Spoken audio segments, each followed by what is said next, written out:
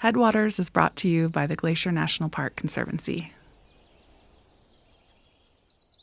This spring and summer, park biologists were out all night trying to catch bats. Tonight, we're trapping at roost. Our goal is 25. Yes. So what we're going to do is we're going to catch 30. And then we're just, anything after that, we can look real quick and see if you see anything odd. If you do, we'll collect it. We don't have Lewis with us. You guys are filling the shoes of Lewis. Barely. Impossible shoes to fill. Really big shoes to fill. They're catching these bats to do a swab test for white nose syndrome, a deadly disease that thus far hasn't been found in Glacier. But it's not too far away. Trapping went so well. I think that everyone worked together really hard and we had a good time. We were unbelievably efficient. We processed a lot of bats. We saw no signs of white nose. We kept our bats very warm and very happy. They were very cozy. And how were the bats? What'd you think? Oh, they were amazing. yeah. They were just the cutest, Furry. sweetest little things ever. Yeah. And while I couldn't join them for this survey, I did catch up with them a few weeks later when they texted me to run over to their office because the results of the tests were in. I'm feeling nervous. I can't imagine how they're feeling. Lisa just texted us today that she just got the email. The email telling us if the bats here in Glacier National Park, if they have white nose or not. Hi. Have you all actually been waiting? We haven't opened the email yet. I want to be here for this. Lisa. What do you think the answer's going to be? Hey, Lisa. Hi. Did you guys hear I got the results for white nose swabbing, bat swabbing? Okay. When did you get the email? I've been in the field all week, and yesterday when I got back, I noticed that it was in my inbox. I guess I better find it. I don't know. Now you can see how my emails reproduce in the inbox. Oh, it's from Emily. Maybe Emily. Yeah, let's try this. There it is. It's from Emily. Oh, good. So I also took over Lewis Young, who passed away this year, and their house. They came back negative for PD. They asked me to convey this information to Linda, and so I'll do that. Oh, maybe it's just that one, you guys. This is just at his house. Oh, sorry, false alarm, guys. Oh, okay. But there's no white nose in Lincoln. There's That's no white really nose in Lincoln. Okay. So, yeah. False alarm. The results for the bats tested in Glacier aren't back yet. But it's still great news from another site in northwest Montana, the home of Lewis Young. Welcome to Headwaters, a show about how Glacier National Park is connected to everything else. I'm Gaby. This episode is about bats. Disease and decline are on the horizon for Glacier's bats, and their future seems uncertain. Lisa says it's not a matter of if, but when. The story is also about one man who loved bats, who dedicated so much of his life to conserving them.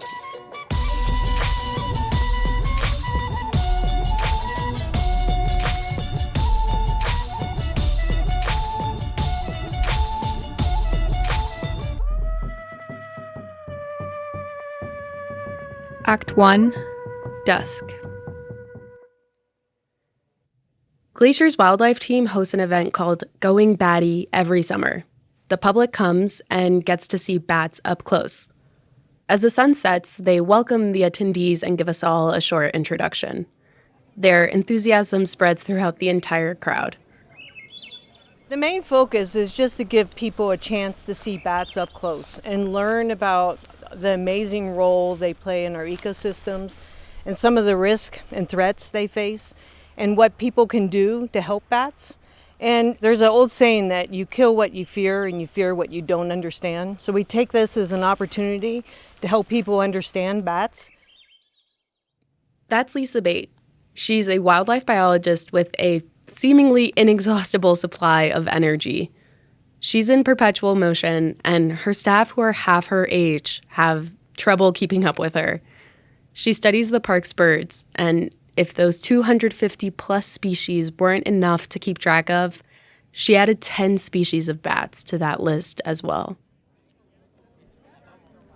So far, we have documented 10 species. That's why we started the bat inventory and monitoring program.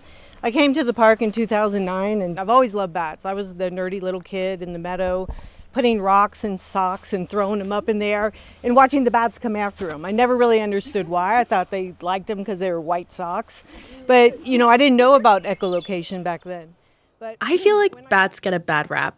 I think it comes from their associations with Halloween and vampires and, the general nighttime. But they're really remarkable. There are more than 1,400 species of bats in the world. Bats are the only mammals that fly. They're expert echolocators, and they pollinate over 500 plant species. So the next time you eat mangoes, avocados, or bananas, you should thank a bat. And if you need another reason to love them, they eat millions of insects every night. I'm amazed at what scientists have learned about bats just in the years that I've been studying them. We didn't know a lot, but there has just been this race against time to learn as much as we can before we lose species or, massive amounts of populations of bats. But when I got to the park, I started hearing about this disease called white nose syndrome. Have you guys heard of it? And white nose syndrome is terrifying. It's a non-native fungal infection that is killing bats as it spreads all across North America. It was discovered in a cave in New York in 2006. And some cavers went into a cave and saw these bats just hanging there, and they had this white powdery fungus growing on their nose. So they alerted biologists to it.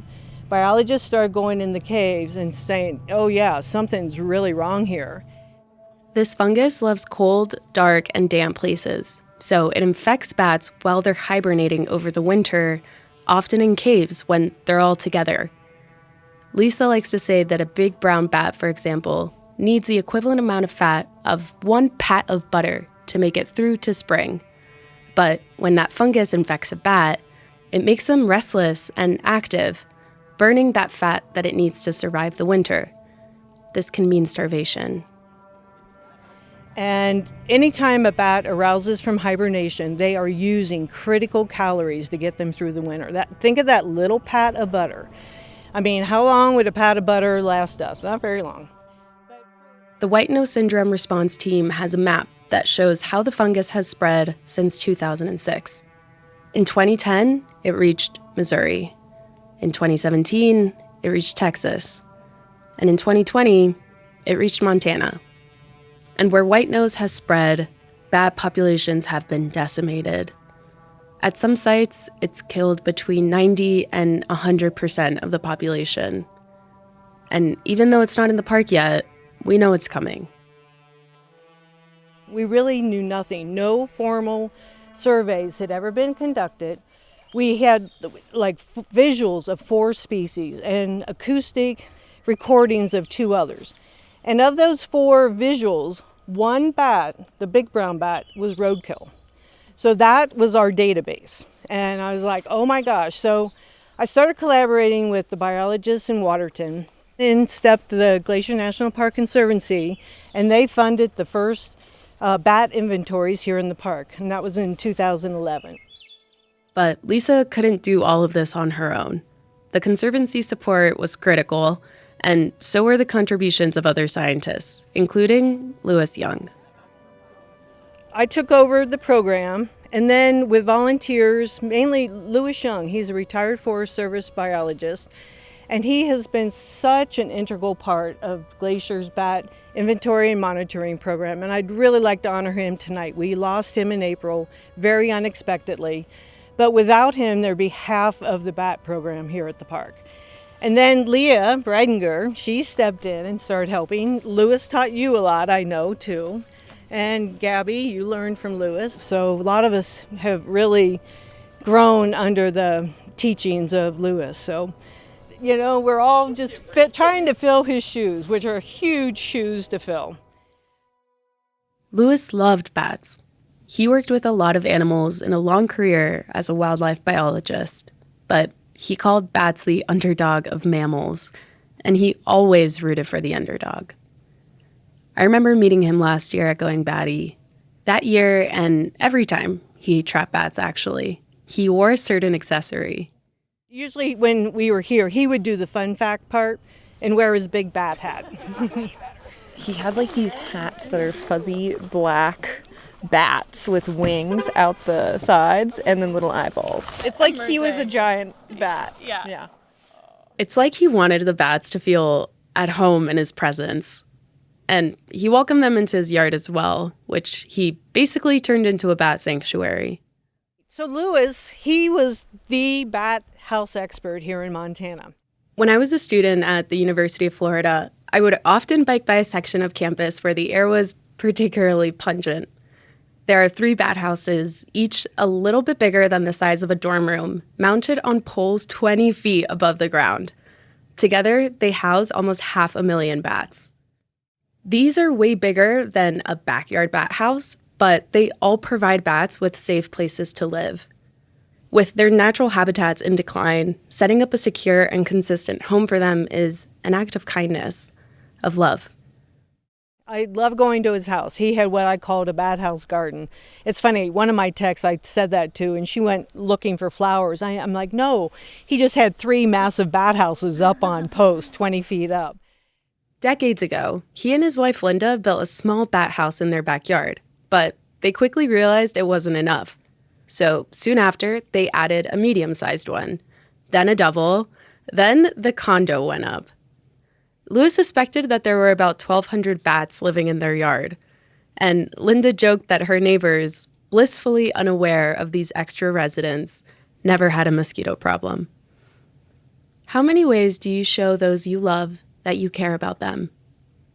Lewis showed up for bats in every facet of his life, volunteering countless hours, collecting data and training other scientists, helping raise public awareness, and providing a refuge for them at his own home.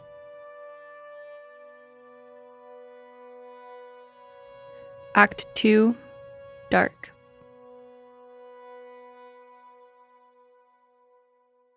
It's dark now, and people are starting to reach for their jackets. There are bugs everywhere, which is kind of annoying for me, but really good news for bats and for the scientists trying to catch them. They'll assess each bat and gather data on the population before releasing them back into the night. As my eyes adjust to the dark, I start seeing blurry figures rapidly flying above me.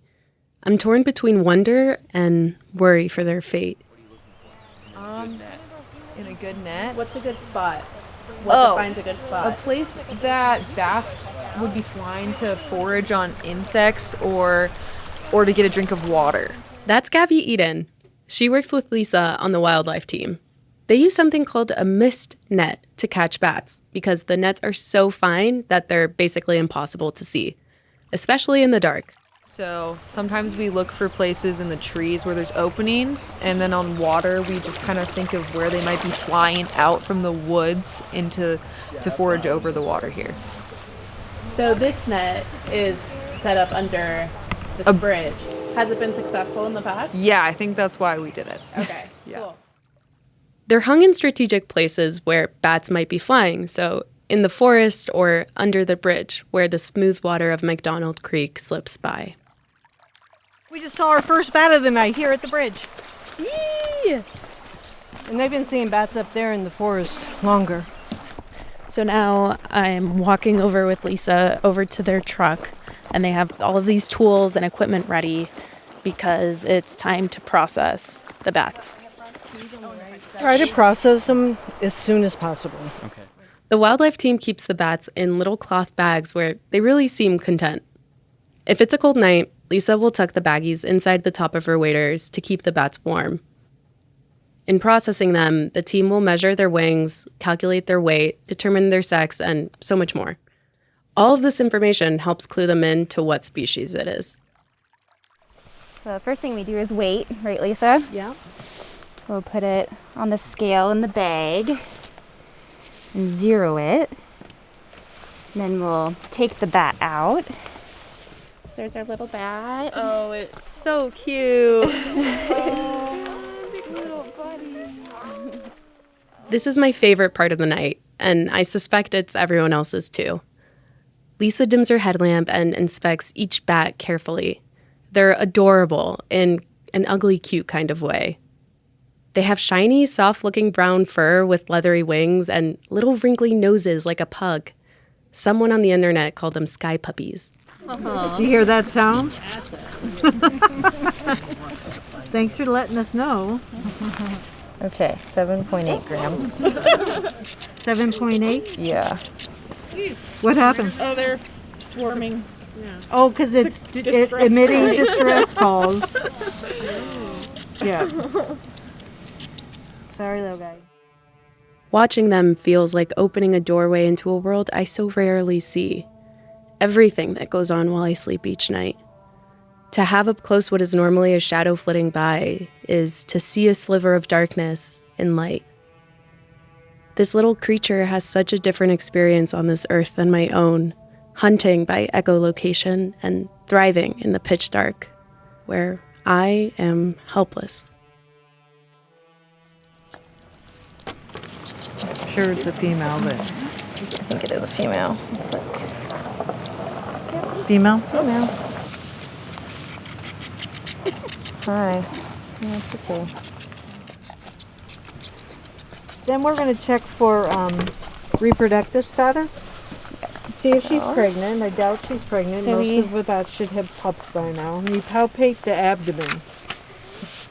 So kind of just feel like that. And I don't feel anything. Usually you can feel something pretty hard in the stomach if they are pregnant. So no, not pregnant is what I would say.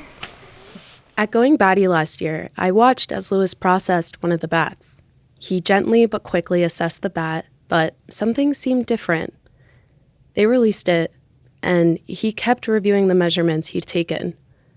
A few days later, I got an all-employee email with great news. Lewis had identified a new species in the park, a western small-footed myotis.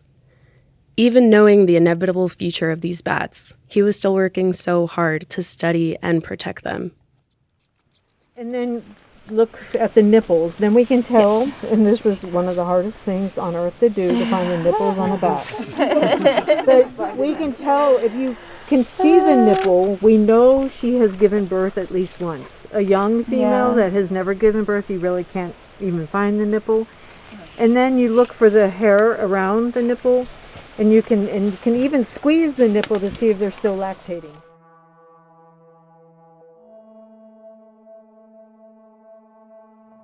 There are tears throughout the night as memories of Lewis come up. The team quietly honors him in practicing the techniques he taught them.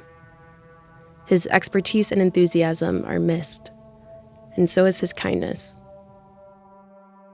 When did you meet him? I first met Lewis when I was the conservation intern through the Conservancy. I was a freshman. Okay. So I was like 19. He's a retired wildlife biologist who just volunteers with Lisa and loves bats more than any other person that I've ever met. Really? Yeah. His wife Linda told me that he didn't start working with bats until a ways into his career, after a moment in 1980 when he came home as excited as she'd ever seen him. He'd found a bat trapped in a fence and managed to successfully release it. Something about that moment started a 40-year devotion and many sleepless nights. He just was incredibly passionate about helping bats, and that's really all he cared about. I mean, he cared about other things too, but yeah, it was like his main focus. Yeah. And he was just a wonderful person to be around. Does this year feel different? Yeah, for sure. Yeah. He would do the bat facts with his bat hat on, and he was really soft-spoken, so I think people had a hard time hearing him, but he had like all of the facts memorized by heart, and it was just so cool that he knew all of that. Because he just lived and breathed bats. We had a training for white nose swabbing this spring, and he had such an impact that at the beginning of the training they like said, we just want to let everyone know, like, Lewis passed away, and we are all so like, we're grieving him because he was such an amazing part of the whole like Montana's bat community. So Wow. yeah, Wow. far reaching. Yeah. Yeah. his wife donated all of his bat trapping gear to us. And so I had to go through all of that. And Lisa didn't want to go through it because it was like too hard for her to kind of look at it. But he had all of these little trinkets and stuff and little notes inside his trapping gear that were just like, it was really sweet to see all of that. One thing that Gaby found were holding bags for the bats. Linda made a bunch of them by hand years ago, using fabrics with all kinds of patterns and colors. The team's favorite is the Mickey Mouse one. Lewis had his own set of nets as well, and the team tells me they've used his all summer. He's an inspiration, and I hope to be as amazing as he was and his legacy is. Yeah. Linda was kind enough to tell me more about who Lewis was when he wasn't wearing the bat hat. He grew up in the Ozarks and was always passionate about animals. They met in grade school. She says 6th and he says 5th, but she always knew she loved him. He was the cutest boy in school. They started dating in high school and married after graduating. She put him through college while he studied wildlife biology, and she would have been totally shocked if he had picked anything else. Throughout their lives, they observed the natural world, always together.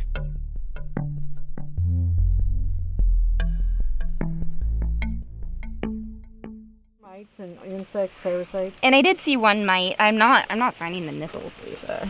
But she's old. Well, Can I look her? yeah. Uh-huh. She's not obviously pregnant. I mean, so often it just stands right out. But you know, it was a long, oh, there's a nipple right there. Now I'm going to squeeze it a little. Did you see milk come out? No. No. No.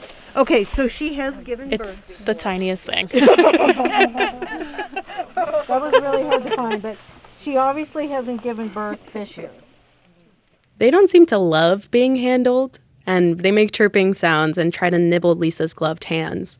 But it doesn't take long to process each bat, and they do one final test before letting them go. It's unusual to detect white nose during the summer months. That's why they swap for it in the spring. But they look for it just in case. So you can check for white nose syndrome by using the UV light, and it'll fluoresce orange. But we got to turn off our headlamps to do that. And this light you don't want in anybody's eyes. Okay, And this is when we do our swabbing. This is our last step. Oh, that looks really clean. So we'd be seeing orange flecks if it had white nose syndrome. Let's look at the other wing. Okay. I don't see any scarring either, but it did have nubby ears, right? Yes, it did. And we record all that. Okay.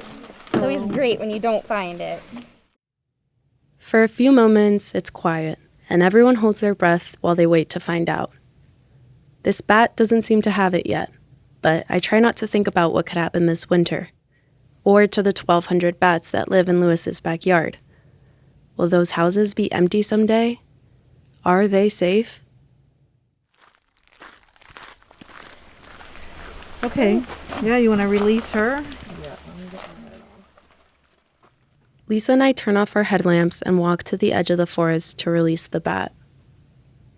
There's no light, no chirping, no noise. Everything is quiet. She pauses for a moment, as though she's saying goodbye, and then sets it free. I wonder where it will go.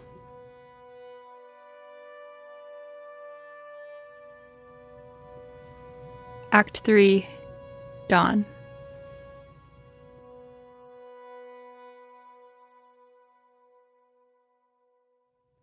I knew this day was coming, and it's here.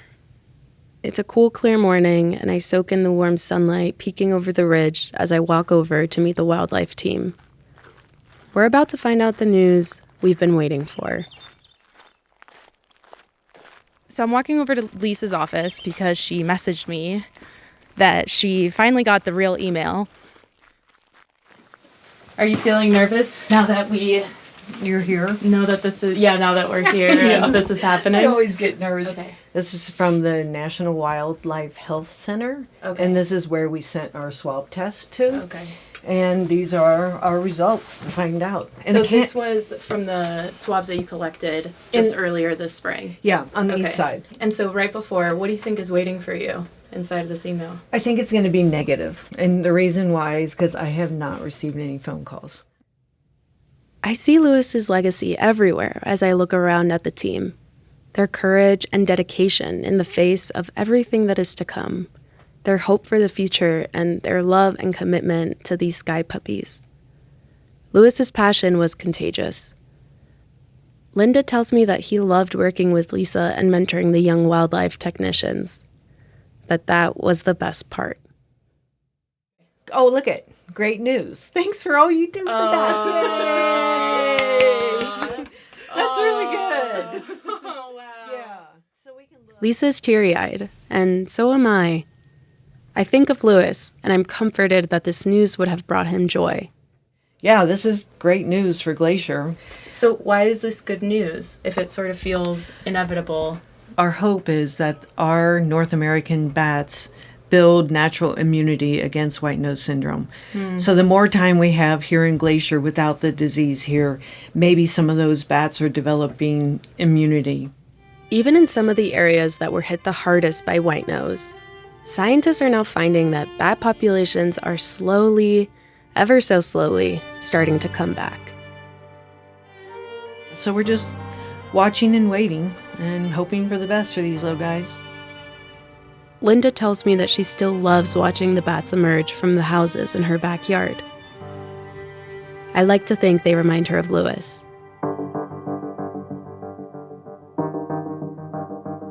This episode is in memory of Lewis Young. Special thanks to Linda Young for generously sharing her memories and stories with us.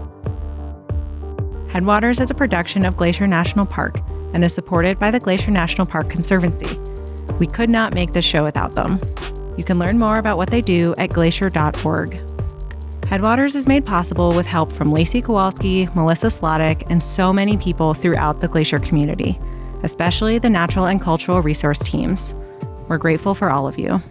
Our music this season is by the brilliant Frank Walm. The show's cover art is by our sweet friend Stella Nall. Check out Frank and Stella's work at the links in our show notes. Lisa Bate, Kaylee Kimball, Gaby Eaton, Megan Potter, and the whole wildlife team were instrumental.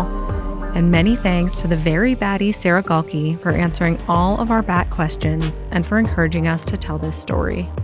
And an extra shout out to Madeline Vinn for coming through in the clutch.